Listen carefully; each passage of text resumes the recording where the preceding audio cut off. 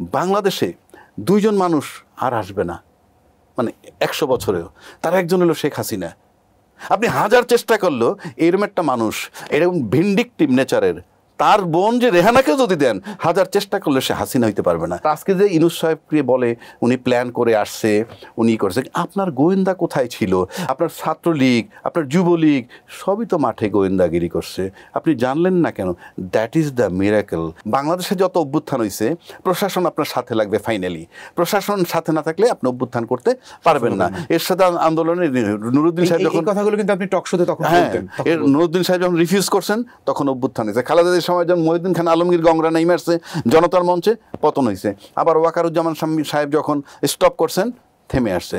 এখন ওয়াকারুজ্জামান সাহেব স্টপ করছেন, সেই বিতর্কে আমি যাচ্ছি না, বাট আলটিমেটলি উনি স্টপ করছেন। জুলাই আন্দোলনের মাধ্যমে at least female version of Hitler বলতে যাকে আমরা চিনতাম, শি হ্যাজ লেফট। এটা হলো সবচেয়ে বড় অর্জন। বাংলাদেশে দুইজন মানুষ আর আসবে না, মানে 100 বছরেও। তার একজন হলো শেখ হাসিনা। আপনি হাজার চেষ্টা করলেও এরকম একটা মানুষ, এরকম ভিন্ডিকটিভ নেচারের, তার বোন যে রেহানাকে যদি দেন, হাজার চেষ্টা করলে সে হাসিনা হইতে পারবে না। এগুলো ওয়ান পিস। 100 বছরে আর একটা আসে কিনা সন্দেহ। একই কায়দায় ইউনূস সাহেব এক পিস, আপনি 100 ইয়ার্সে পান কিনা। মানে এক স্বর্গ, নরক, শয়তান আর যাই বলেন না কেন, আমি ওই অর্থে বলছি। আমি তাকে শয়তান বললেও আমার ভুল হয়। মানে আমি তার নির্মমতাটা আমাকে কোনোভাবে সহ্য করতে পারছি না। একটা মানুষ কী কইরা পারে? আজও তাদের একটা অনুশোচনা নাই। আর আজকে যে ইউনূস সাহেবকে বলে উনি প্ল্যান করে আসছে, উনি করছে, আপনার গোয়েন্দা কোথায় ছিল?